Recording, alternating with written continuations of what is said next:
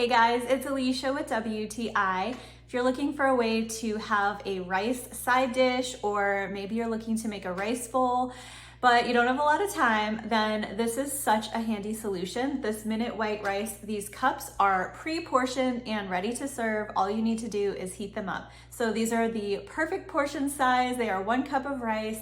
And it is so nice to be able to have this on hand for a really busy day. So all you need to do is take out the little cup, you remove the film, pop it into the microwave for 1 minute, and that is it. You're good to go.